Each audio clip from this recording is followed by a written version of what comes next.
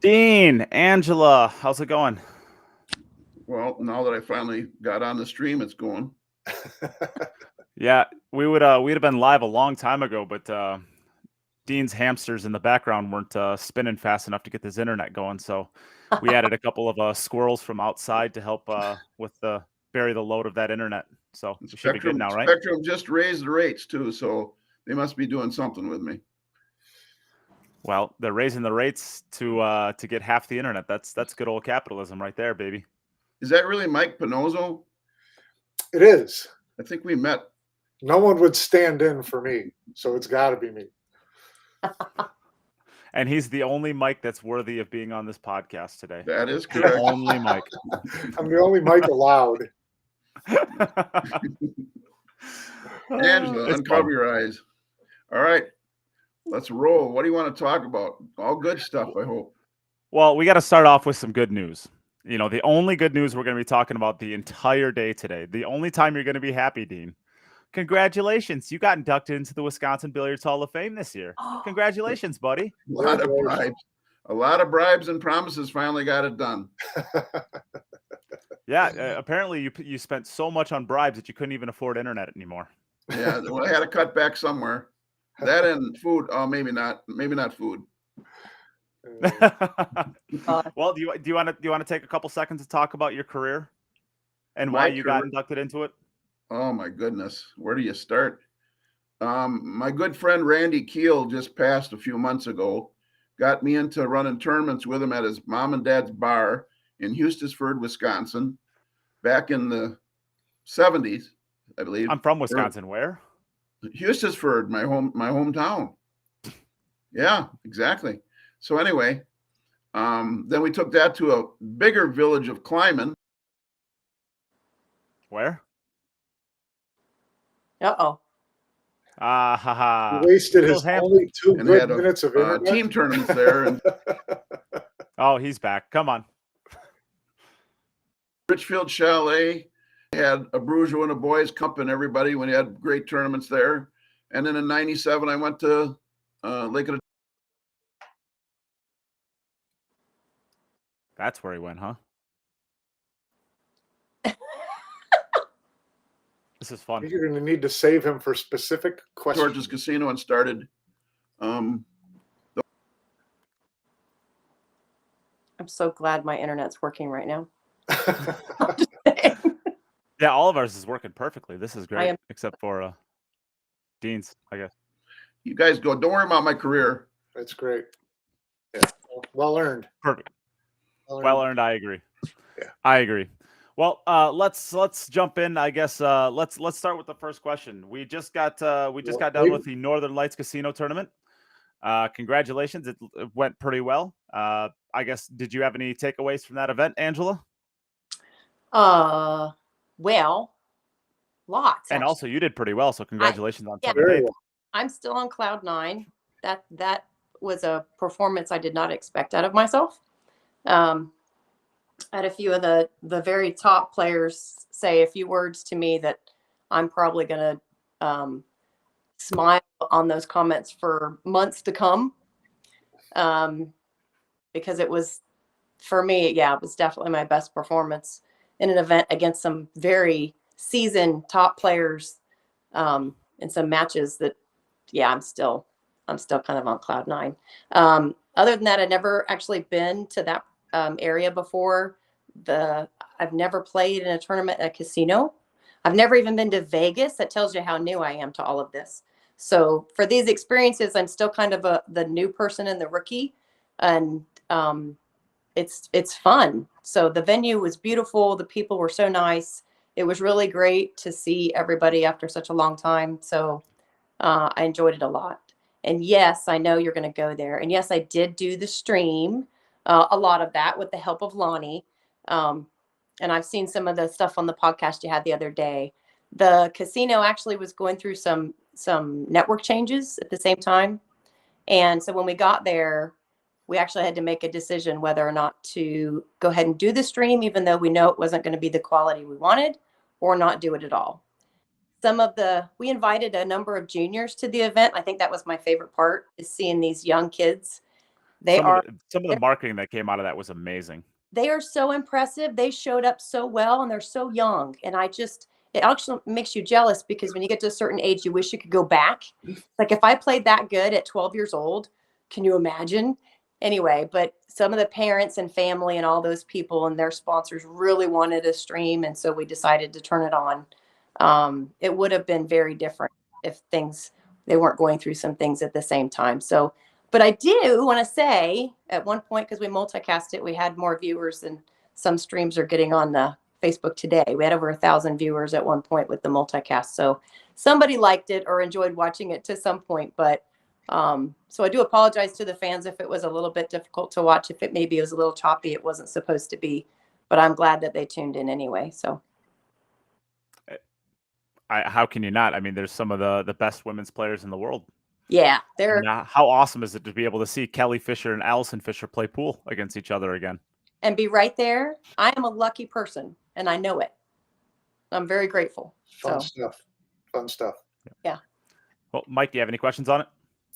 No, I don't. But I do want to just, for people who are checking in, watching, tuning in, they should know that Angela is not only one of the players, but is a member of the WPBA board, along with Dean, who is the WPBA president of the board, director of the board, right? Chairman of the board. Yeah. And so, which is why we're all getting together today to discuss some topics that were kind of front of mind at the start of the event in Minnesota. So I just want to make sure we set the stage properly. Yeah. I'm newly elected to the board. I've been on the board for 2 months. That tells you how long that's been.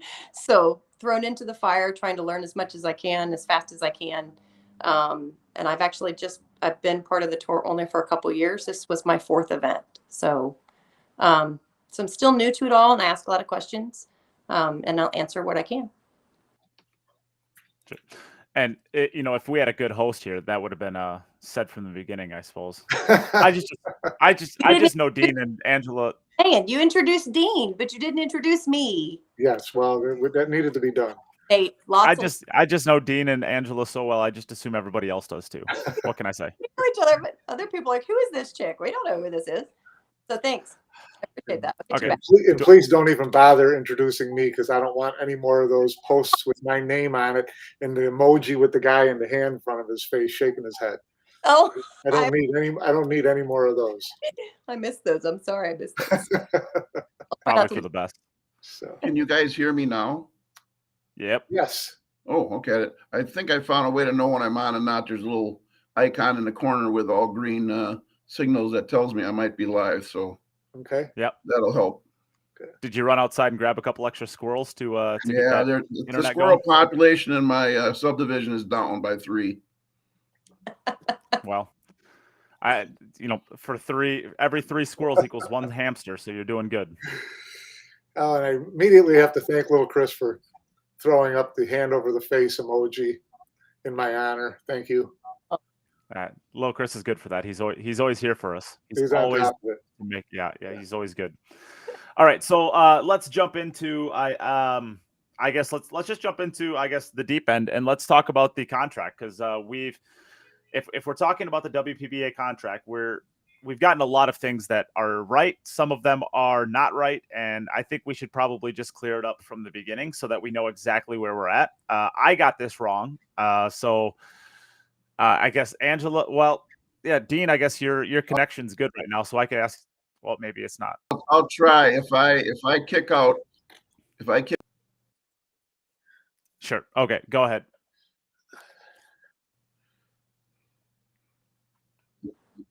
I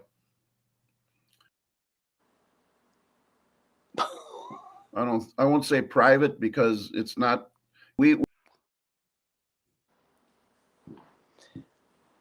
Come on, squirrels. We've based it around picking the top, all the Hall of Famers.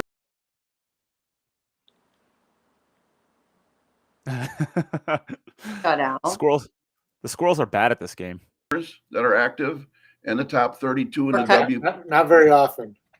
Few and far between. All right, Angela, maybe you should just go ahead at it. I'm not as good at this because I'm 2 months in, but the contract has what we called it as the pro list players. And there was some statements on their podcast about that being just top 6. Angela. Yeah, pro list is not just, Anyway. it's not as simple as that. If people have performed consistently for a long period of time, so they're either which I don't understand all the Hall of Fame stuff, but if they're a Hall of Famer, and they've which from what I understand is a very prestigious accomplishment.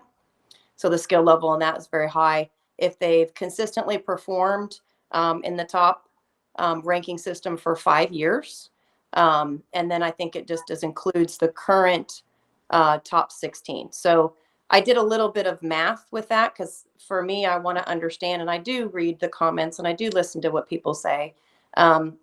Those particular players, looking at what we currently have signed, so players that have actually signed the agreement and are currently playing on the tour, 85% of the people on the tour, it does not affect at all.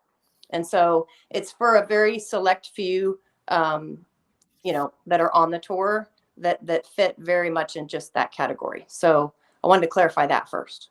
Okay, so when we're saying Hall of Fame, are we talking about which Hall of Fame? Are we talking about the BCA Hall of Fame? I think so. I don't have it right Mike, here. do you know that? Which I Dean? don't know for sure. It would either be BCA Hall of Fame or BCA and WPBA Hall of Fame. But I think, the list would be pretty much the same. There's a few WPBA Hall of Fame players who are not in the BCA Hall of Fame, but I could be wrong on that. And apparently I am. Dean, go ahead. If you can hear me. Yep. We can. Fame. Okay, so, and Renee Lyle in the comments said that as well. So the difference between the BCA Hall of Fame and the WPBA Hall of Fame, how much overlap is there? How much uniqueness is there? Do either of you know? I actually haven't looked at the list on the BCA Hall of Fame, so I'm not sure. Well, Renee's on the board as well, and she just chimed in WPBA Hall of Fame. So maybe it's not affected by the BCA Hall of Fame at all. It's just WPBA Hall of Fame. Is that correct, Dean? Okay, so just WPBA Hall of Fame members are automatically on that list. Gotcha. Okay, so then it's not the top 16. Maybe it's the top, somewhere around 25 to 30, something like that. I don't think it's actually quite that many. Not that many. Only a few that say, for example, aren't playing right now. There's only a couple that aren't playing right now, so they're not in that current rating, but they are on the list. So they're legends in my mind. I still ask for their autograph when I see them, if that tells you anything. That's the type of couple other exceptions that are on. So, of course.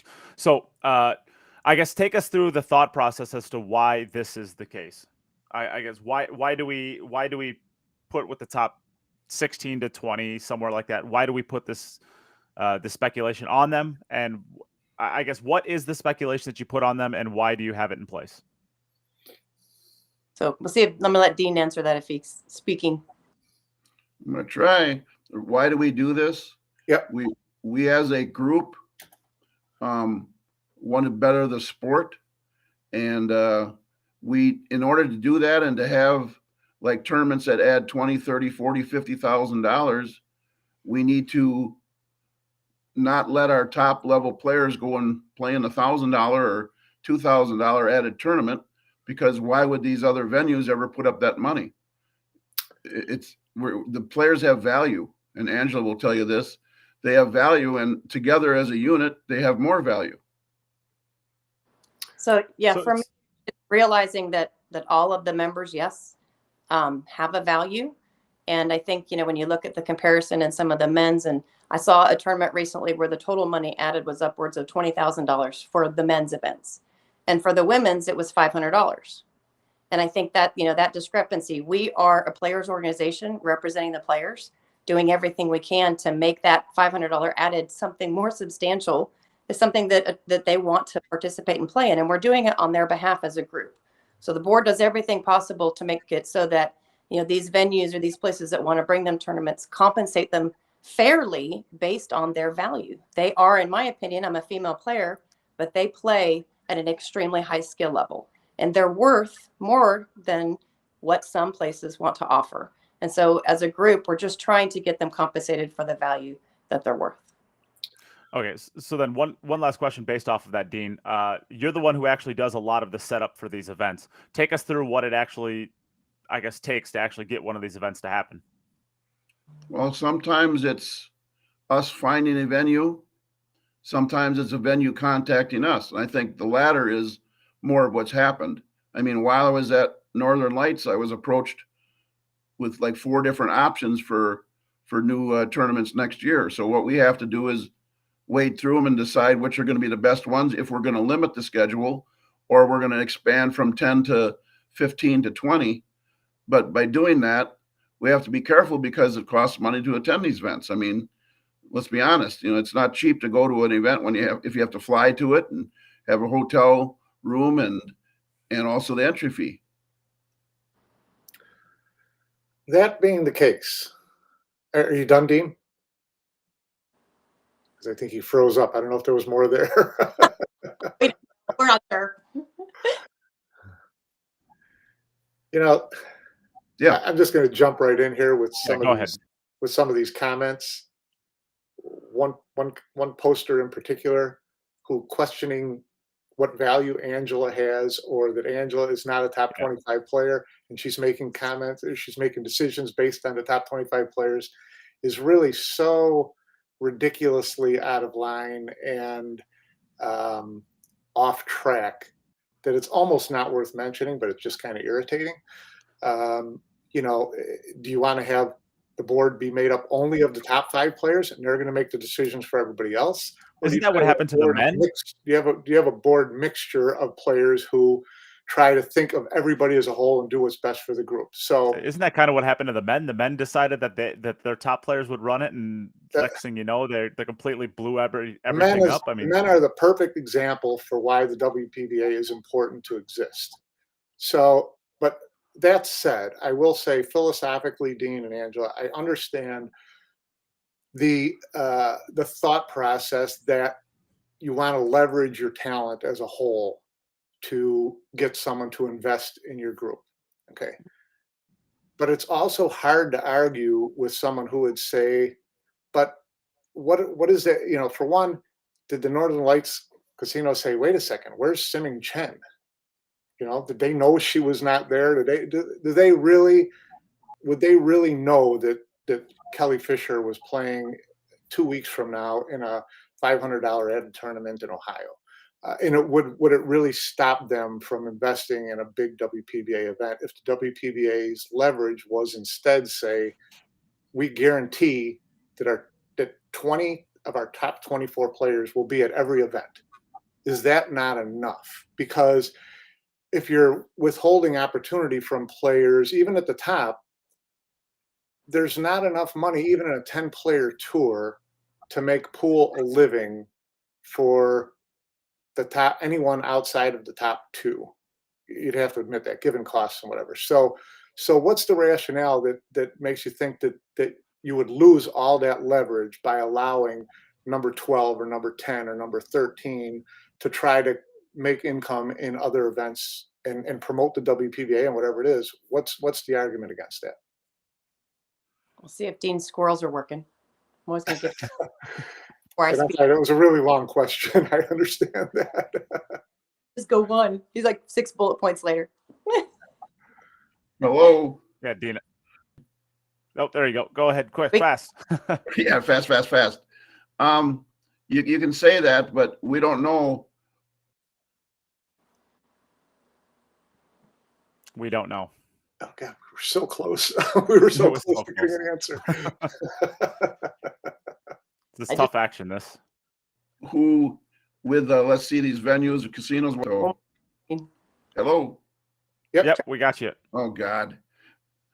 So we don't know if the people from these casinos or venues are going to figure that out or not. But I don't want to go down that road and lose some large contracts by a group of the top players going and playing in a small event.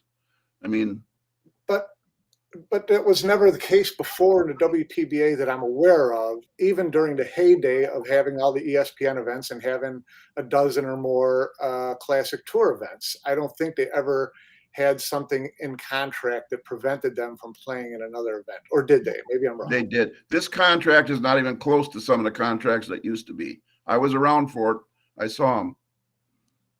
I have asked a lot of questions of that because I'm new to the board. I'm only 2 months in. And so I've looked back at some of that and I've asked them, actually not just some, but a lot. I've done as much research as I possibly can. There used to be a very, very long list of very specific things for players years ago. It was much, much more extensive. And so this is tiny in comparison.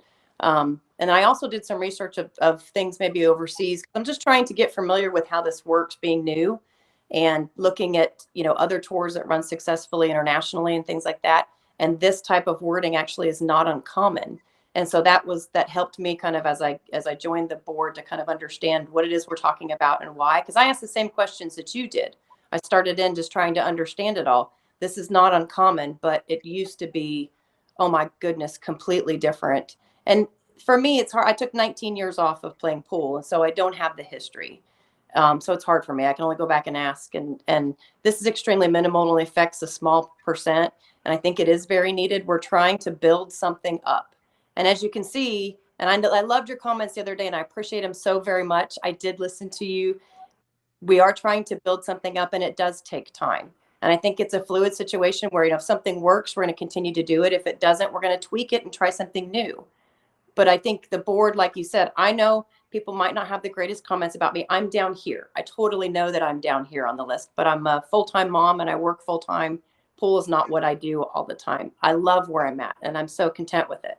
But, the board is made up of people that have 30 years experience, like Dean, and then someone like me that's very new. We get different perspectives. And I think that's really good. So we work together well. And I see progress, and I hope we continue to have progress.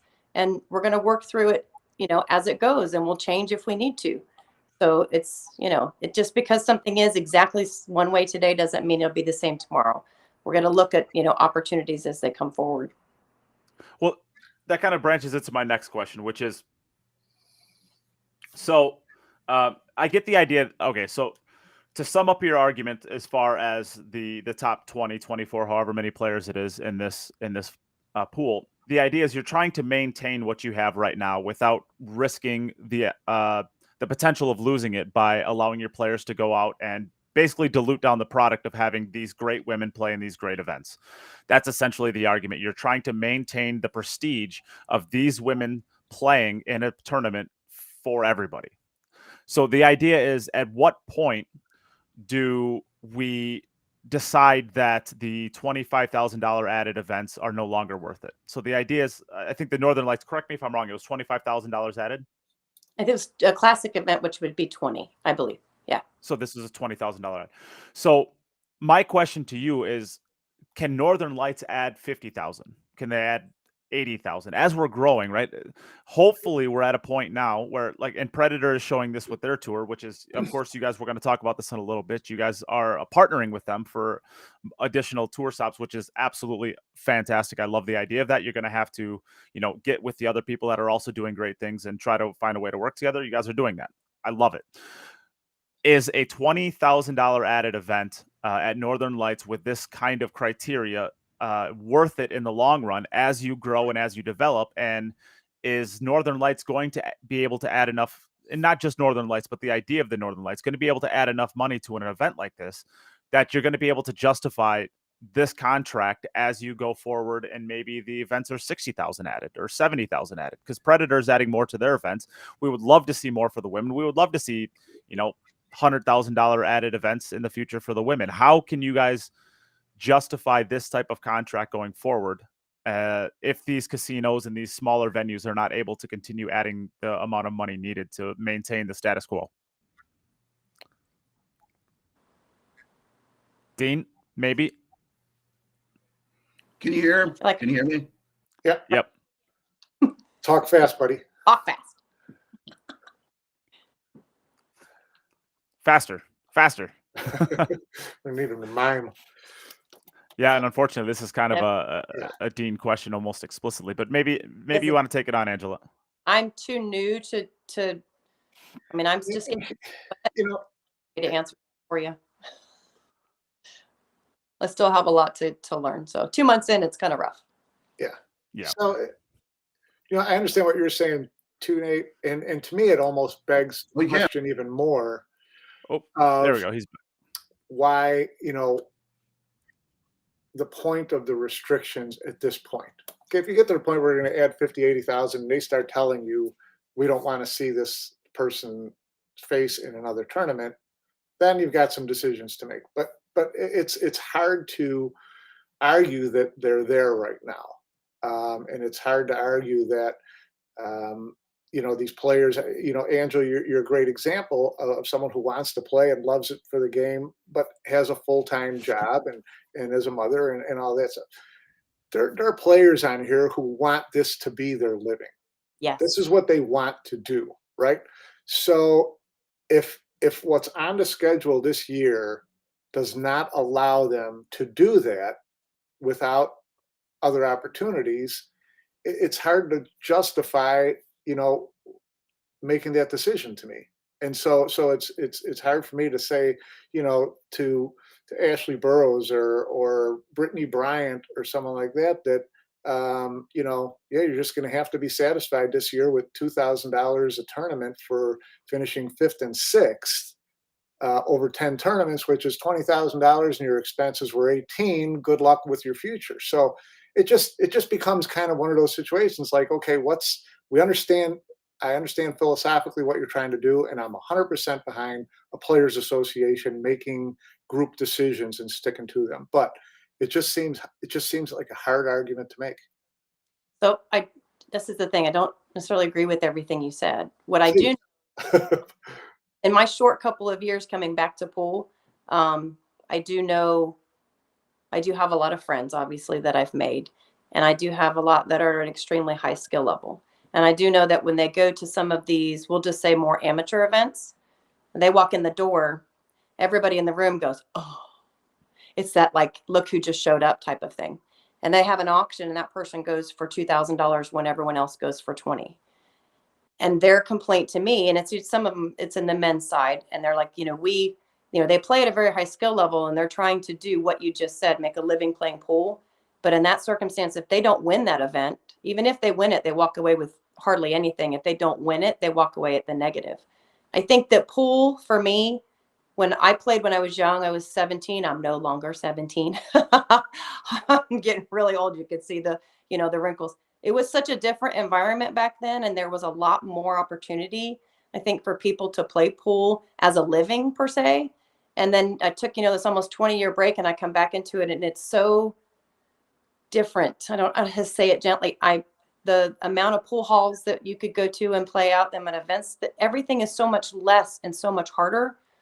And I completely understand what you're saying. At the same time, the ladies that I've got to know on the WPBA tour that do play at a very high level, they don't just play pool for a living. Pool is hard to make. Very few, and I think in an extremely small amount of people actually make pool or make a living playing pool. They might own an establishment and they do that, or they have another company where they sell something from.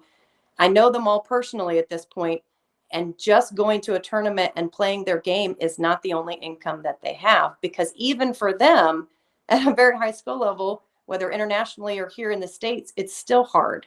So what the kind of question that you're asking, I think, is what the sport faces as a whole. It's difficult. And gosh, do I wish I had a magic, a crystal ball so I could figure it all out? Yeah. Do I I literally stare at myself in the mirror, like, what can we do? Because I think the sport just struggles. I know some statistics on billiards, and I've been trying to do my research. If you look at the average age of a pool player 20 years ago, it might have been 32 years old. If you look at the average age of a pool player today, it's 42 years old. And I think that's the only challenge for the women. I think billiards. that's for the women, right? Yeah, of the game. We're all facing that issue, trying to keep a sport alive that we all love, and it's hard. Yeah, I guess there wasn't a women's player in the top. I'm not sure how old Brittany Bryant is. I think she's pretty young though, right? She's in her 30s. Maybe Not going to give. Early I'm not 30s. At anybody's age. Are you crazy? Fair, I'll fair. get past None of on the. it. Look at it. I think only 2 of the top 7 or 2 of the top 8 are under the age of 40. Yeah, I'm getting old. That's why we're making a very conscious effort to try to get juniors and some of these younger players, give them something that they want to participate in. And that is a really big goal. And I'm really glad that a bunch of them came. I was so impressed by them. And I hope we can continue that trend. I think they're the future of our sport. And whatever we can do to make it attractive to them is what's really most important right now. Sure. And I guess you have some pretty good sponsors. Correct me if I'm wrong. I think you have a couple pretty good people in your that are helping you out with the events, maybe. A couple that I've had. Viking Q's actually was a sponsor of mine when I was young. I played in Wisconsin, and they found me in Wisconsin when I really young. And so they remembered me actually almost 20 years later when I got them on the phone again. The same people, they knew my name.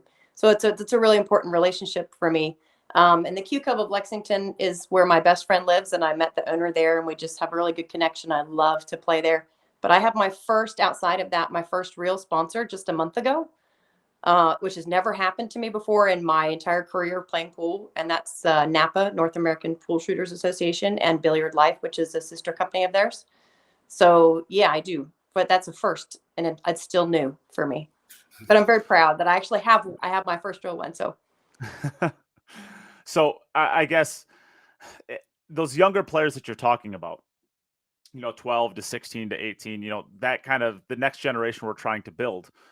If they haven't had the opportunity to build those lifelong sponsors like you've had, and they're kind of on here on their own dime, or their parents are helping them, or whatever it is, when they go back to their hometowns, wherever they're at, and they're not able to play in their local events, I think that's the part that I think a lot of people struggle with, because like you've had a lifetime to be able to build these sponsors, and a lot of these younger women have not had that opportunity yet, and some of them might have sponsors anyways, and some of them might not, and it's got to be hard for them to be able, as 12, 13 years old, you can't even legally have a job to be able to come up with the finances to be able to do these events, right? So if they don't have sponsor and they don't have parents that will support them, how are we able to justify the idea that they won't be able to play maybe in their local tournaments to be able to get there, as far as building the next generation? Well, right now, none of those players are restricted from anything, and neither am I. I suppose that I suppose. Yep. It's okay. None of them. It's a very select few. And I mean, they've had and that's the thing. It's not about, it's a level of consistency. These people that are on that pro list have been consistent for a really long time. It's not going to apply to those juniors unless they, come in and for the next however many years, just knock it out of the park. Would I love to see that? Yeah. Because that's going to be great for our sport, and that's going to be great for growth for our sport. And they've definitely got the talent. So, but right now, none of those individuals have any issues playing in anything. So, and neither do. Now you can't refuse an invite to a WPBA tournament and play another event at the exact same time and put it on, when you got an invite for a WPBA tournament. That's the only time it applies. But that really seems, incredibly unfair. So. I agree with that. So is it possible to get a public list of who these players are? Maybe WPBA.com. Yep. It's on the website. Oh, so, okay. So yeah, it's all on there. Everything's on there.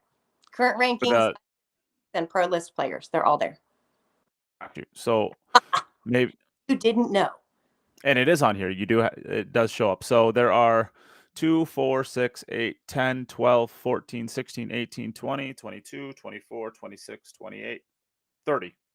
Yeah. 30 players. Not all of them are active players, of course. That's the thing. They just, and some of them, might not be playing anymore. I think, and one of them's retired. So yeah, Gerda. Players like Gerda. She's not playing. Yeah. There's a recognition. It's kind of a, to get to that point, it's a certain prestige. And so if they're not playing or retired, they're still on there. So I say retired, Mike, you're laughing. Can you not retire from pool? Efren's been retiring for 9 years. Oh my gosh, I know. And I got to see him at the Derby. He can still play. Yeah, it's not necessarily an age thing because, I'm getting up there and can still play just a little. But So let me ask you this question, because I asked this question to and on the Tuesday podcast, and Mike kind of verified it, but I want to make sure that it's right. Part of this is in, what was it, 2014, 2013, whatever it was, whenever I don't know if I can throw out names, but I'm just going to do it anyways. The NAPT broke away from the WPBA, and part of the contract, Mike kind of verified this. Maybe you can, maybe you know, maybe you don't, but part of this is kind of to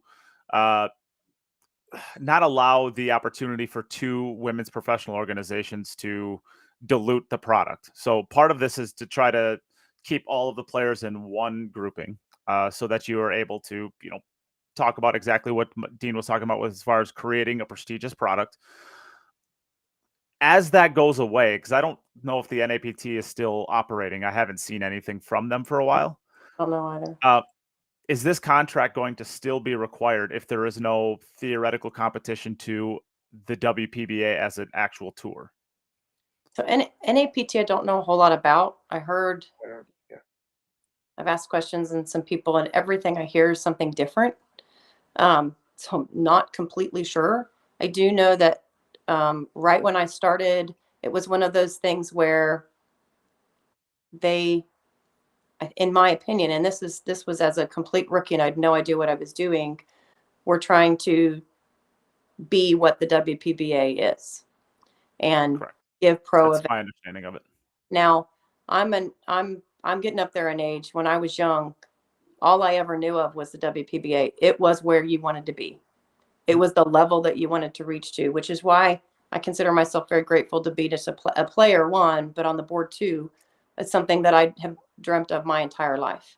So when I saw that, it's kind of like what you said. It's like a competition to try to, I would do everything in my power to make sure that no one could take away my lifelong dream of being on the WPBA, because from what I understand, it is the longest standing professional women's tour in existence. And I mean, it has a presence that no one else has ever been able to touch. I would say it's probably the longest of anything, Yeah. men or women, right? The players organization, I think, and there are some men, and you guys can answer this because I don't know, being so new to all of this, but it's something where I think the women are really lucky that they have somebody that's working on their behalf as a players organization. The men have wanted this for a really long time and wish they had it. And so, I don't know if that's, true, but for the betterment of the sport. But I think the NAPT was something like that in competition. I don't know if they're still doing anything now. I know I saw an event of theirs locally that, I showed up to, and they didn't have, it was certainly not like a WPBA tournament. I'll just put it that way. So, players organization, I think at this point, in my opinion, is very important. I see a lot of benefit in it. You guys can kind of chime in your 2 cents on that, but. Yeah, I've never argued, and it's one of the reasons I've tried to defend what the WPBA is doing, is that, it's a players association. So you have a group of players who are elected, like elected officials anywhere, and you make group decisions, what you think is in the best interest of everybody, because as a group, you have some leverage. Never argue with that. The men have tried that a million times and they can't get out of their own way. And so the men are, they're freelancers, but they're still hostage to the promoters. Promoters do what they want, tell them what they want, tell them to be where they want, and the men can't do anything about it but show up. So, yeah, should the men have a players association? There's not a decent sport in the world professionally that doesn't have a players association. So, I've always thought that was the WPBA's greatest strength, was that they did try to do things in a unified manner. Doesn't mean that all their decisions are going to be right in my mind, but you make your decisions as a group and you stick to them. And if the players don't like it, then the players stage an uprising and you change board of directors and you get different decisions made. Go ahead. Raise your hand because you said something there. So being new to the board, I actually, because it's a players organization, I listen to the players. And I think that some of the comments and things that have gone on in the last, few weeks with, certain individuals and things, it does not apply to most of the members, because I do value their input. And being new to the board, I call them and I ask them, so what do you think about this? So what's your take on this? And, we just had this event and I got to talk to everybody and kind of get thoughts and opinions from everybody. And if you look at the organization holistically, the players are on board with, as I said that, I'm going to say two words at the same time, on board with what the board is doing. They're in agreement and they see the benefit, and they're taking part in that because it's a players organization. We're doing it on their behalf. So I can tell you there's absolutely not, it's not like everyone comes in the room and is pushing back on all the things that the board is doing. They see the growth, they understand the reasoning, and they're participating in it together with us. So it's very much a family. And, I hate for someone to think that being on the board that I'm constantly getting bombarded with negativity from all the players. That's not the case. They love what we're doing, and they're continuing to kind of participate and offer help in any way that they can to continue to make it grow.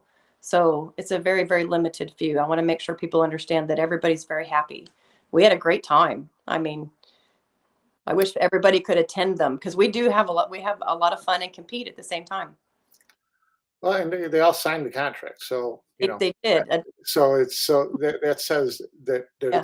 it's a group acting as a group. It is very much. I'm still not 100% sure I agree with the contract. Is the only problem. I know. But it's one of those situations. So again, I just struggle with the idea that Northern Lights would change their idea on staging a tournament if someone played in another tournament. As long as those other tournaments couldn't market that they're going to get all the top WPBA pros, then it's just hard to see where the problem is there, because there's just not enough money to to give them the living that they want to do. I had my first, we'll say, negotiation for an event, being on the board not too long ago. And it was an eye-opening experience for me, because I basically got the comment of, well, why would I add this substantial amount of money when I can get them to show up for this much? And that was really hard when you're fighting on behalf of all of these incredible players to try to give them an event, a great event, for someone to say that. So I can tell you that, there are reasons for things right now. It certainly does not help me in being on the board and having a new negotiation with an event for them to think, well, I can have whatever I want for next to nothing. I can get all of these players to show up for pocket change, when the value of these players is much more than pocket change. And so the value is more than pocket change if they group together, is what you're saying. Yeah. But I mean, if we're not doing this together, it wouldn't work. And you can imagine what it would look like if this players organization did not exist. Imagine that free for all, and that same thing you just said, Mike, where the promoters would own them. And none of them want to be in that position. So, I think there's a point where people have to realize that, if they're not the one trying to negotiate these events and trying to grow a tour, this is not easy. There's a lot of work that goes into it. Nobody on the board is paid. I remember somebody made a comment about padding our pockets. No, I don't know where they get that from. I don't know where somebody thinks there's magic money. You don't know where half of this stuff comes from. Yeah, it doesn't exist. Nobody is paid for anything. Everything that the board does, me included, there's no money. There's nobody being paid. It's a volunteer organization. And when we look at these events, it goes back to the players. So, you look for sponsorships outside of events and things like that to help cover expenses and things like that. Because obviously this is a professional tour. There are expenses, but nobody's paid. Nobody's padding anyone's pockets. Goodness gracious, I love it if I quit my job and play pool and be a board member for a living. That's not the case. And so that was kind of offensive to think that someone, to accuse the board of padding their pockets when it is definitely not. So I believe very strongly in what the board and the tour. I hope that, a year from now, this is a very different conversation that we're having. Well, and that's kind of what I was getting at with, I understand this contract. I'm kind of in the same boat as Mike on this. I'm not as far on the other side of it as others, but I don't know if I like the contract for the idea of it makes more sense if you're trying to stomp out competition. Like the NAPT, I think everybody can agree, and I've said this on my podcast on different episodes. I think the competition is fantastic. I think that all of these kind of smaller tournaments across the U.S. That are like real events. They're absolutely huge money added events, but they end up getting like 6 or 7 pros that show up to them because there's other better events that are going on. I won't start throwing out names. I've done it in the past, but the idea is the competition is good because it's going to have the cream rise to the top. I think that whenever you get multiple events that have you're basically splitting up your players to go, some go here, some go there, and you're gonna end up getting two tournaments that are like half as good as what they would have been. It's good to get rid of that competition. So I like the idea of the contract as far as like just getting one organization that has all of the best women's players in the world, and if you want to, or at least the best U.S. players and the best Canadians, some of the best Europeans. You'll never get. It'll never be like a Euro Tour because you're never going to get, players like a Ina Coplin or, Alua Kabaroglu coming over here for one of the WPBA events. I'm guessing. Sorry. It was impressive. The name, how well you say those. That was impressive. Oh, thanks. I've been practicing. I can't get the men's names right, but whatever. I mean, I don't think you'll ever. Yeah. Sorry. Go ahead. I agree with you because and I think the point that you made that it's hitting me the most is you can have 2 tournaments that are or you can have one really big one, and it does make a difference when there's not necessarily you're trying to look at growing it and having more. If you split them up and you break them all up, you end up with a bunch of tiny. Yeah, and I'm kind of putting myself in the shoes of like the Northern Lights Casino. Would I want to add $20,000 to an event that has another tournament with let's just throw out random. We won't throw out random names. Let's just say you take the WPBA tour and you split it in half, and half go here and half go there. I can't imagine why I would want to pay $20,000 to have half of the players that I could have had. I mean, I understand the idea of that. So I guess I'm getting to the point where like I agree with the contract as far as stomping out the competition so that the WPBA can be the organization. From there, I'm struggling to come up with a situation where I can agree that that clause is still needed. Where if the Texas Open is having a women's event, the idea that the player shouldn't be able to go to that and play in that event, I struggle with that. So I think that when you look at, and this is just me personally, if you look at a room that, which the thing about billiards that is important is there's not that many pros. I'm not a pro. I play on a pro tour, but I'm not a pro. There's not that many pros. Our sport is filled with, we'll say, just a lot of medium class players, amateurs, whatever you want to call them. I hate giving a label. I really do. I just think that when you look at the very elite, there's not a whole lot of them. Okay. And I think what's important, well, you got to hold on 1 second because I have to sneeze. I have a cold. I can complete that sentence.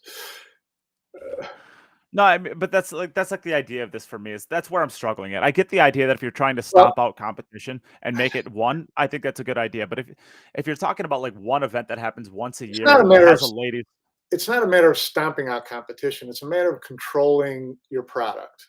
If you're in an association. So here's my example. So my example is you try to control your product by having an association, right? So, and Dominic says, if you add $20,000, the players will come over the other $500 added events. Got it. Understand it. So, but what if it's in your backyard? I want to run a tournament, and I'm going to add 20,000 to it, but I'm not going to go through the WPBA. I'm not going to sanction or pay your sanction fee. I'm not going to whatever. I'm just going to have a $20,000 tournament, and I expect all the top women are going to come. How should the WPBA handle that? Sorry. No, I'm asking me. Well, that's kind of what I'm getting at, right? Is like there's going to be no women's event that adds 20,000 unless it's absolutely like I mean, I just don't see a situation where like there's a $20,000 added women event that is just like a one-time thing. I just don't see where that happens. Maybe it can happen. Maybe I'm wrong on this. Yeah. I just don't want to. I just don't want to go through the WPBA. So now, what does WPBA tell its players? Okay, so then let me ask you this: is that a one-off? Is that like a one-time thing, or is that I wait until after I have a tournament, decide where I'm going to have it next year? Doesn't matter, does it?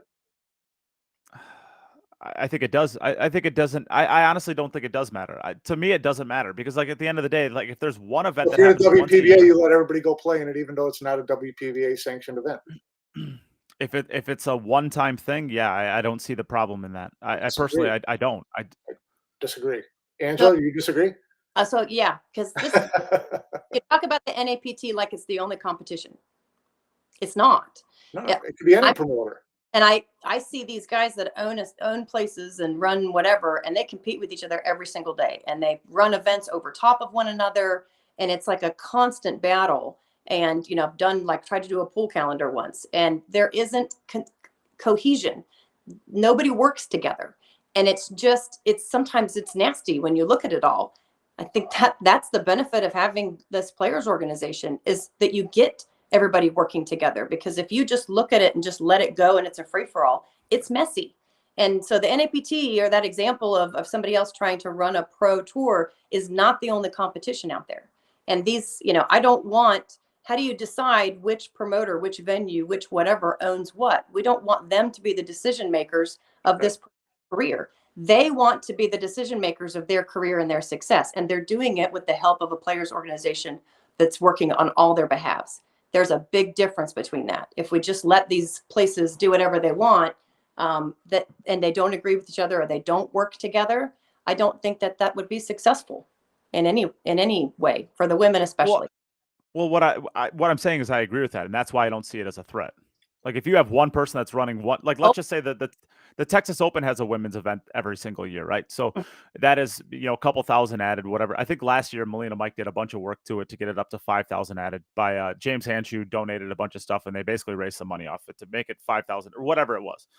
But I think the idea of like I just don't see the threat in the Texas Open running a women's event once a year. And we can if disagree, which I love. Yeah. Well, yeah. Right.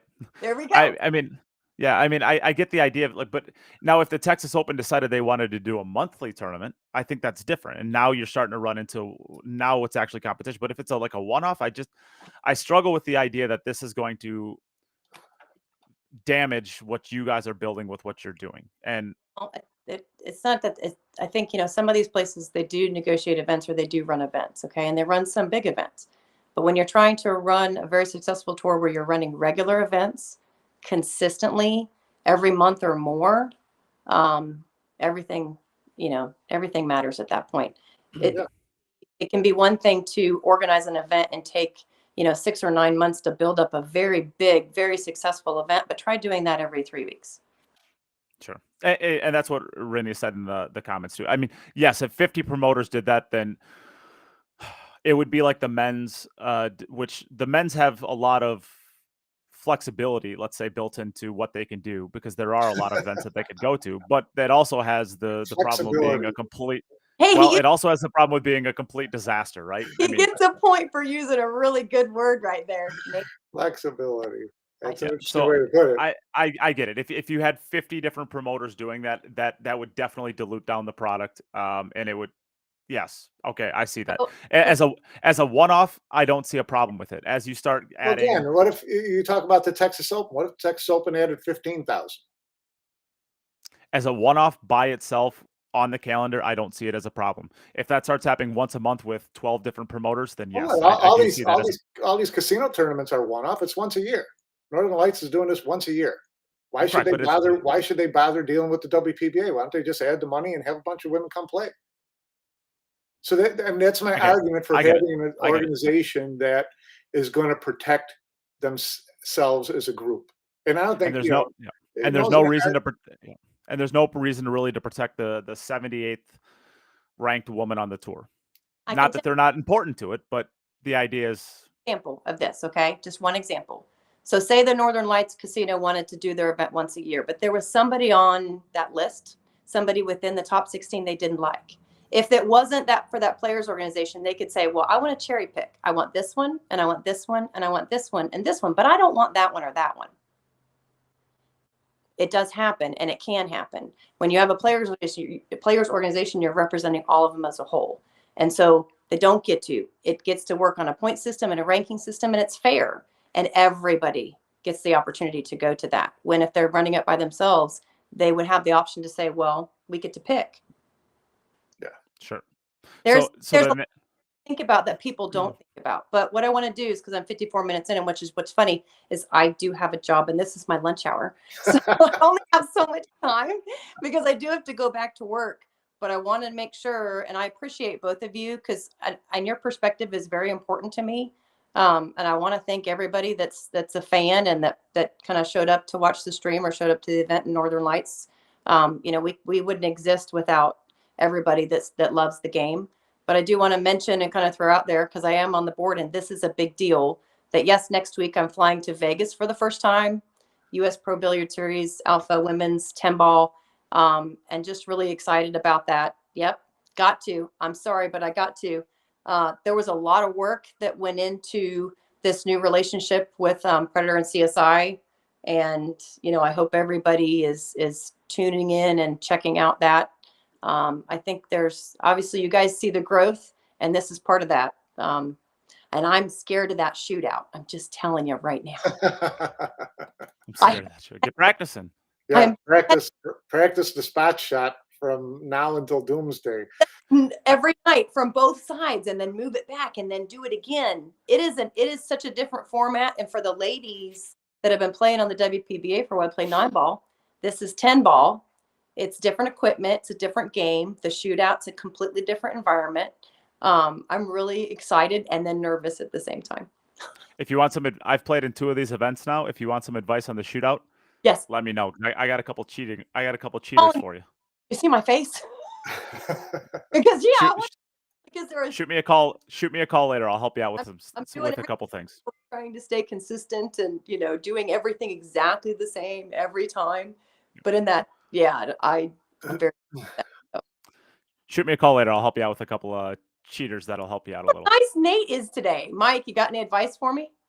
Oh, once you leave, I'm gonna rip it. Yeah, don't listen to Nate. That's don't listen to Nate. Oh. I didn't hear what you said at first. Wait a minute. I won't call you later. Mike says I shouldn't. Don't listen to Mike. I shouldn't listen to you. All right, we'll let you get out of here, Angela.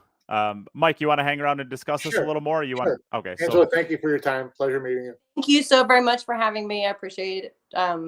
Hopefully I didn't talk too much. You held up very well. You crushed it. Oh my gosh, no. It's a work day and my brain's all over the place. But thank you. I do. It was very nice to meet you, Mike. I hope I get to see you sometime soon. I hope so. Look forward to it. Bye, guys. Thank you. Yeah. Bye-bye. Okay, so I mean, go ahead. Yeah, I'm just going to come back to this, and I'm sure I'm beating the dead horse. But, people have to understand what I'm agreeing with is a players' association making decisions for a players' association. And, everybody's arguing that this is, a players' association. It's like 4 people on the board picking on poor April. And it's not. These are bigger decisions. This is more philosophical on their part. I still don't agree with it 100%, because I do think that that hamstringing the top women is the wrong direction to go. I think that the direction to go is more to WPBA determining what events they, it's kind of the same, but it's kind of like what events they can play in that get to a certain level, okay, where they start impacting people playing on the WPBA tour. Like I said, if someone had a $15,000, $20,000, $25,000 added event and just didn't want to go through the WPBA should have every right to tell its players, no, you're not playing in that event. They didn't come through us. They have to come through us to sanction the event, right? That I agree with. I don't think anybody would disagree with that, or they should. I don't know. Maybe they would. But this idea that between WPBA events, if there's small regional events that 1 or 2 WPBA players are playing in to try to make ends meet, I don't see that as being a big obstacle.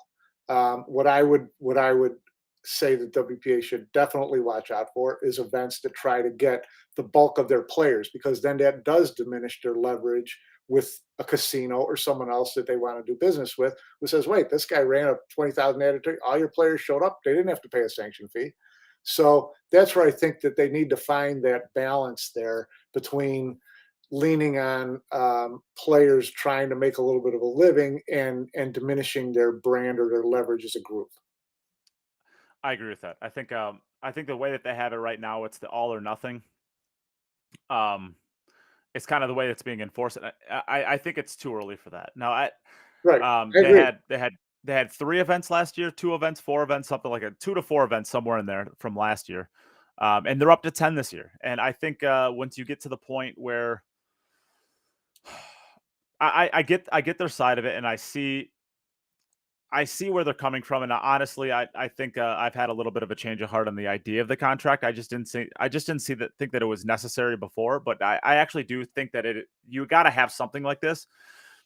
At 10 events, I struggle with the idea that it's ready for it yet. I think it has to be there, but what do you think the magic number is to where you can like we agree that right now might not. I don't think it's a number of events. That's where I think they're getting, the number of events is what's making it a bad deal. Because you would agree that 2 events you should not be enforcing this at all. Well, yeah, of course. But even 10 events, you're not even 10 events, you're not making a living for all these players. And let's forget the idea that women's pool, realistically, women are going to make their living on pro tours. It's not going to happen. Likely, very likely. So, so you got to allow some leeway. You got to allow some slack, right? I think again, it's more about who you do business with that allows you to restrict your players from playing in certain events. Just saying, listen, it's not this isn't a WPBA event, and it's at this level of money added. You can't play them with it unless they come through us. Okay. And I don't know, maybe that's a number. Maybe it's 20,000 added. Maybe it's 15,000 added. 15,000 added seems like reasonable amount. But, you get to smaller regional tournaments, if there's a 5,000 added tournament in Texas, every WPBA player is not going to go racing off to Texas because you got to finish first or you're not going to make money. So it's not diminishing their tour or their product that much to me. What would diminish their product, again, and I'll say it again, is if someone had a $20,000 tournament and said, F the WPBA, I'm just running it because the women are like the men. If I throw big enough money in it, they're all going to come no matter what. Okay, now you've lost your Players Association value. So that's what I'm trying to argue on behalf of. So this ultimately is coming down to, I think this conversation ultimately comes down to, do we care about the viability of the organization long term, or do we care about the viability of the player long term? And not necessarily the Kelly Fishers or the Allison Fishers. Like we're talking, like you said, the Ashley Burrows or the Brittany Bryants, or I think the organization. I think that they all want to be part of the association. I think they all want to be part of a team. They all want to have a WPBA patch. If there was no WPBA, there's no connection to these women playing pool other than the fact that they go play in tournaments all over the place. So, but you would agree just as well as I would that if you're asking these players, if you win every single one, let's say you get second at every single one of these events, that was $5,000 for second place. Yes, Allison, $5,200, making $60,000 a year. Not even 56 or $52,000 a year if you get second place at every single one of these events. $52,000 before expenses. Before expenses, that's not enough to live on. No, obviously not. Yeah. So the idea is like obvious. I think if you had 20, then it would be enough events. I think the idea is like I would love to see. If you have 20, they'd have no opportunity to play in another event because there'd be 2 events a month. Yeah, so exactly, it's just so that's kind of a numbers game too. But yeah, it's hard to tell women that in the 4 weeks between one tournament to the next, you can't play in a tournament around your area. And what she's saying is, some Kelly Fisher walks into a regional event and everybody's playing for second place, and that does impact a little bit, but that's up to the players to decide whether that makes them look good or bad. But again, there's a fine line there, and I give them credit for trying to find what it is. I don't like the one that they found necessarily, but again, I'm never going to argue against a players association having a board that tries to do things on behalf of the whole players group. What would be really awesome to see, instead of the WPBA basically having their 10, it would be nice to create some sort of feeder system with these smaller events instead of like just excluding them and saying, hey, you players cannot play in them. Use them kind of like as satellites where, of course, the top 16 can't play in a satellite, but everybody else can play in those satellites, and the winners actually get invites to tournaments and actually find ways to include them and support them with the sponsors and the situations that you have as the WPBA. Get all of these smaller women events because there aren't a ton of them out there. And, maybe I'm wrong. Let me see if Renee is still in here, maybe you can correct me if I'm wrong. I can't imagine there are more than 20 to 25 exclusive women good events like the Texas Open type of. Dom says there's 50. If he says there's 50, I'm saying he's wrong. I'm sure he's right. I would love to see with all these. Let's just throw out a number. Let's say there's 20 good added money, and by good I mean like $2,000 to $10,000 added events. It would be nice maybe to see the WPBA try to work with these events and try to create an actual like satellite type of thing where there is a feeder system to get into these bigger events. If you're a 16 to 20-year-old woman who's trying to get, sure the WPBA would love something like that. Yeah, I'm sure WPBA would like something like that. But that's another step in the process. So they're trying to get back to some level of viability at this point, which they haven't had in a number of years. So let's give them a little bit of leeway to try to figure out how to get there. I think they've gotten enough criticism or just helpful suggestions through this whole process to have another look at it and make sure they're doing the right thing. So yeah. And I think, and to give them credit, they've come on 2 podcasts now, whether mine and Joey and Mike's, and they've talked about it. So they're willing to talk about their policies and defend them and say why they're doing them. The idea that they're at least willing to do that, I mean, it's good. I like the idea that they're at least willing to talk about their decisions and why they are the way that they are. And you can agree or you can disagree with whatever they're doing, but the idea is they're at least standing behind their decision and trying to be as transparent as possible as to why it's the case.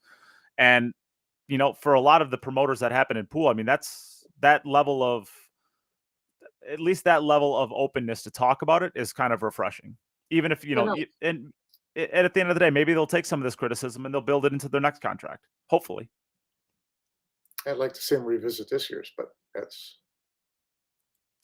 Well, I think we'd all like the idea of being able to watch April Larson play, right? I mean, to me, it's not about April Larson. I mean, too much of this has been, she's kind of the lightning rod that started the whole discussion. But whether or not, she's being punished for not being able to play there, whether or not she's a top 16 player, all that stuff, that's not important to me. The important to me is that they're trying to figure out a right decision and that they end up getting to something that makes the most sense for everybody.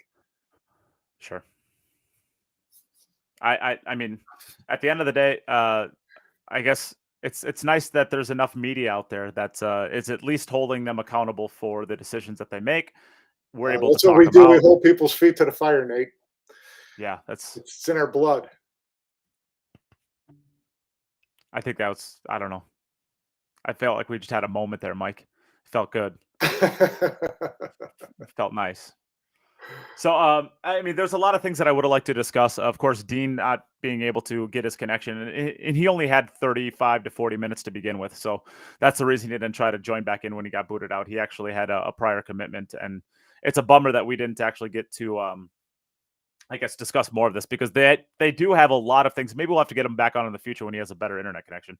But he does have a lot of huge plans, and not just him, the entire board.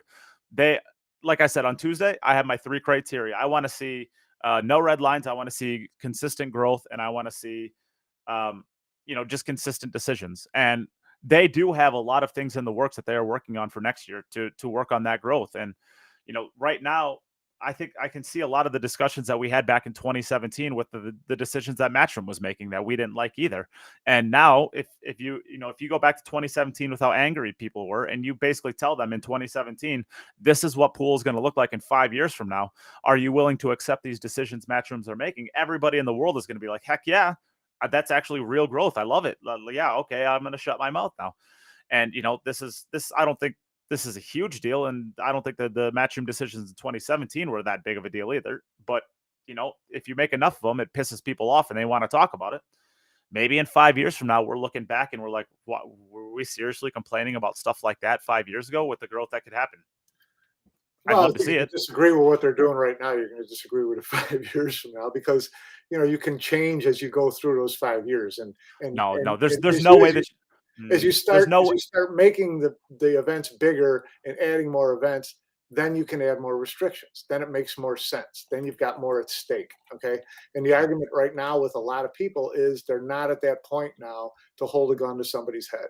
That's Well, yeah. simple. That's what. But if 5 years from now they have $100,000 added events and they have 10, 100, or even let's And they let's can just say tell you exactly what events you can and can't play in with nobody arguing yes, with you. exactly. That's what I mean. Maybe in 5 years from now they have 5 events on the calendar that are 100,000 added. They have 5 more that are 50,000. They have 5 more that are 30, and they have 5 more that are 20. They got 20 events total, and they're telling April Larson that if you even think about playing a single weekly event, you're kicked out of the tour for life. People are going to be like, well, okay, that's fine. You have the opportunity to make $300,000 a year if you play well. And then as she makes this decision, people are like, well, yeah, I could see both sides. Right now, we're kind of, and again, it's April, so everybody in the world loves April. So I mean, it's probably became a bigger deal than it had to be just because it's April and everybody loves her. Would this have blown up as like it did if it was, Well, Jessica X or whatever? Who knows? But I think if 5 years from now we have real growth and the players have opportunities to make a living exclusively from the tour, and you're mad that you can't play in a $1,000 added event in Texas,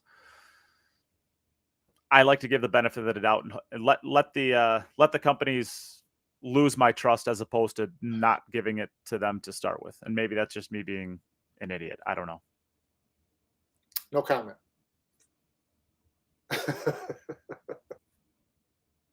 Oh, where'd you go, Mike? Oh, what's going on? Yeah. I don't think this is the last time we're going to be discussing this, but it's fun discussion. Yeah. I think well, at the end of the day, if we have a media that holds the organizations accountable, I think that's very important, right? I mean, the media, everybody in the world hates the media these days. I don't know if Poole gets that as much as, let's say Fox News or CNN or something like that, but everybody hates those organizations. But whatever you want to say about them, a media is absolutely required to hold different organizations accountable for stuff. And I think the fact that we're having this discussion, the fact that they're willing to come on and talk about it, I think it's very important for the accountability that this industry really, really, really needs. Yeah. No, it's fun discussion.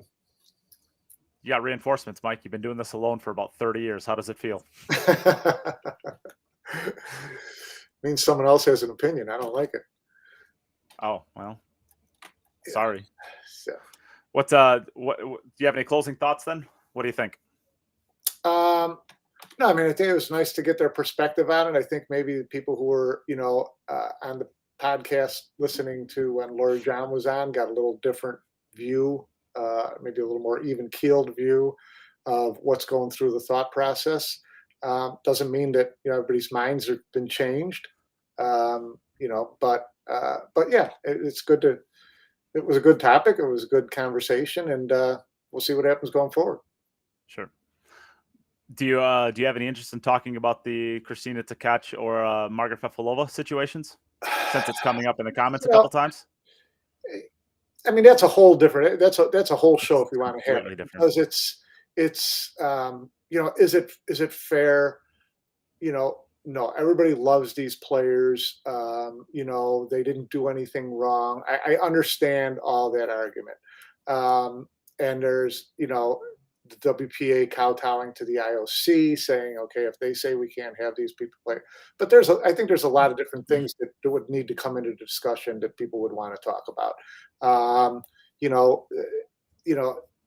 Safety issues, things like that. Okay.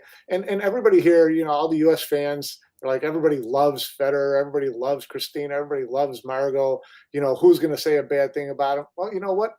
You're in the US. You're not an Eastern European player playing in the World Championship. You're not an Eastern European player playing in the event in Las Vegas. Don't tell me how they're going to react if they play someone from Russia or Belarus. You can't tell, it's just, and I'm not saying people are going to start throwing fists, but if things get uncomfortable, if things is that worth putting people into that situation?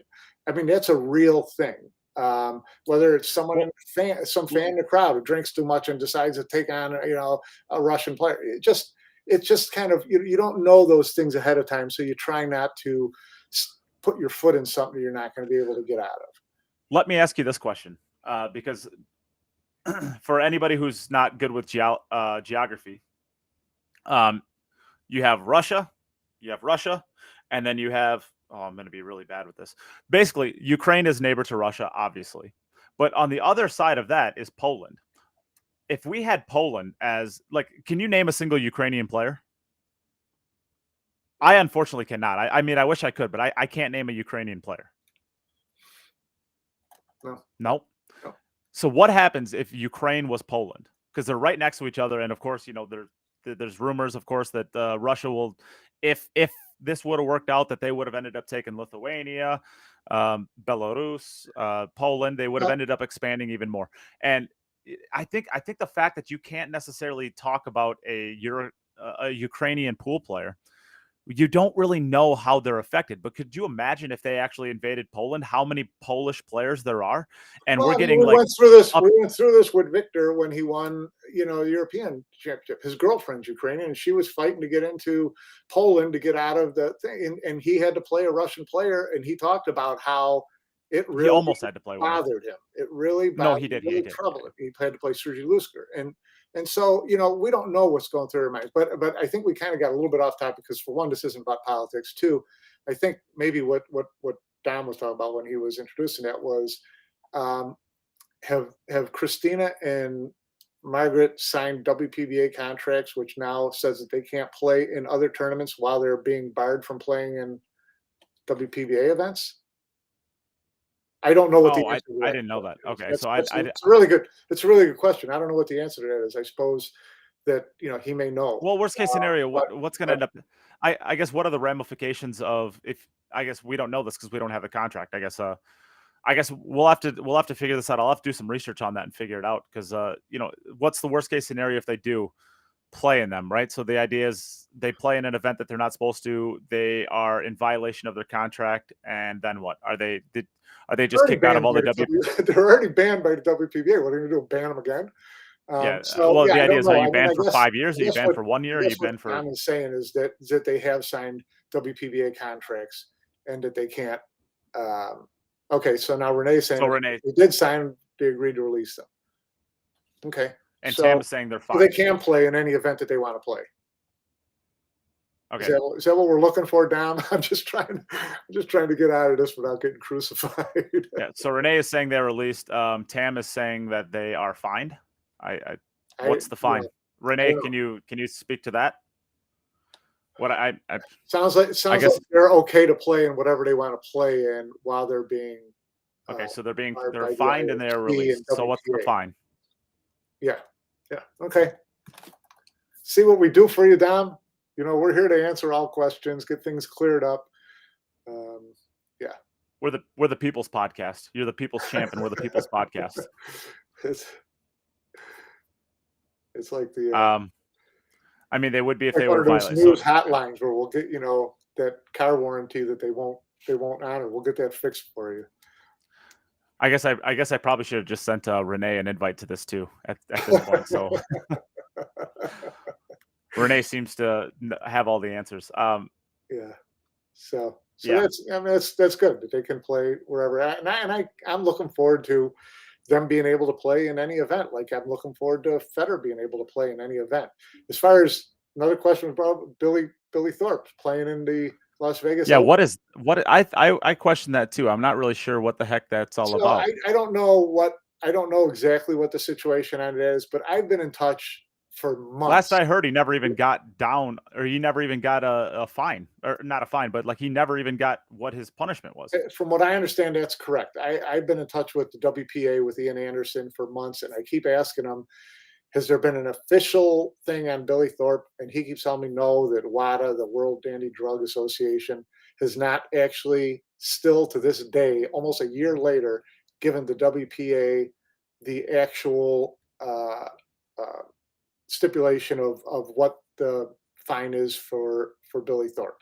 So I think WPA is maybe, I doing don't know, better. maybe at this point Billy's playing because he's kind of like in limbo and they haven't told him he can't play, so he's playing, which means he could have played in everything for the past year as it is because they haven't actually issued a fine. I don't know what the answer to that Well, is either. honestly, I'll tell you this: send Ian an if the answer W, this morning. if the WPA is going to give him a suspension and they have not done it within a year, honestly, burn the whole damn thing down. Burn the It's not a WPA to the ground. listen, This, it's not a WPA issue. WPA gets in, like the IOC, they get their marching orders on this from the World Anti-Drug Association. Okay, WADA. okay. WADA does the testing. WADA does the results. WADA issues the fine. If WADA hasn't issued the final stipulation to WPA at this point, they don't have anything to go on. So You're telling me right now that the WPBA, or sorry, the WPA could not have gone to them and say, "Hey, what's going on with this? We have a player sure, that has a yeah, livelihood." I'm sure that they have.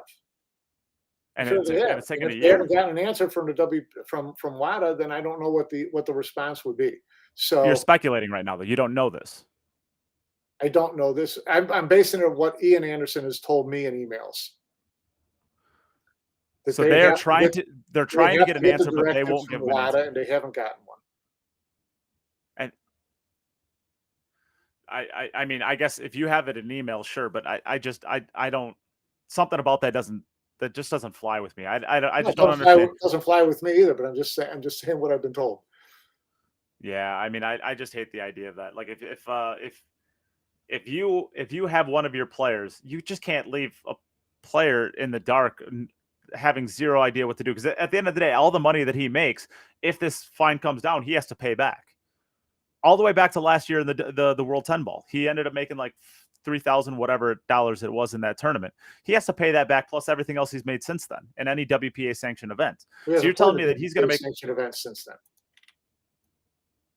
Well, correct, except for this one. So what happens if he goes off and snaps it off? Well, this is my point, right? Like you can't just like keep somebody who's trying to make a livelihood in the dark about whether or not they can make a livelihood. I hate the idea. Not arguing with you. And I think the WPA should be doing everything in its power to get him his answers. This wouldn't happen in golf. This wouldn't happen in tennis. The WPA is, I know I sound contradictory because I always defend the WPA's existence, okay, which I will always defend. But the WPA in its current state is a shambles and it's a jellyfish. To send someone an email 20 times in the past 12 months asking for status update on things like, Billy Thorpe, and getting no answers is just beyond ridiculous. We would all agree on that. But, I haven't got an answer. So I can't argue any more than that. I mean, I guess as my reporter, I'm putting my reporter hat on and I want to see the stamps. If you sent these emails, you have a record of it, and I want to see the record of it. Oh, if you haven't, these are confidential sources. I never give away confidential sources, Nate. Come on, that's the number one rule of reporting. No, I mean, I'd be happy to share emails from Ian Anderson for the past year that have given me 2-word responses of there's been no update on Billy. Okay, what do you want me to do? Well, I'm not saying yours. I want to see Ian's. I want to see Ian's messages to them, because that if this was tennis or that this was golf, there would be an answer within a week. There'd probably be an answer within a few days. So they may not care about golf. But do they care about their reputation in the industry? Because I feel like if I don't know. I got nothing. I wish that wasn't the case. Okay, here's my latest email interaction from Ian regarding Billy Thorpe. As for Billy Thorpe, this is a WADA issue. The WPA have no knowledge about their procedures, and with the privacy laws around such matters, I certainly don't want to speculate. The matter is being dealt with, and I have no idea when a result will be determined. You're right about it starting to come on 12 months. This test was taken last September. Okay, what do you do with that? I mean, it's ridiculous. It's ridiculous. And so I'm really interested in to find out. We'll have to we got boots on the ground out there, and we got to get our man Molina to dig into who allowed Billy Thorpe to play and under what rules. Because, I'm sure that Predator doesn't want to be in Dutch with the WPA or the IOC or whoever on their sanctioning because they let a player who was banned play. So there had to be some discussion on their part with the WPBA or WPA or somebody about what allowed Billy to play. We just need to find out what that is. So I'm leaving it to you to dig up Molina, get him on this show, and give us the lowdown on what happened. Okay. You're the man to do it, Nate. I got faith in you. Get her done. Got faith in me to do what? To get Molina to tell us what the heck. What are we talking about again? Why Billy is playing in Vegas. I'm not sure what you're talking about, Mike. I'm working on getting a spot on the WPA board. Do you see what I did there? All right. All right.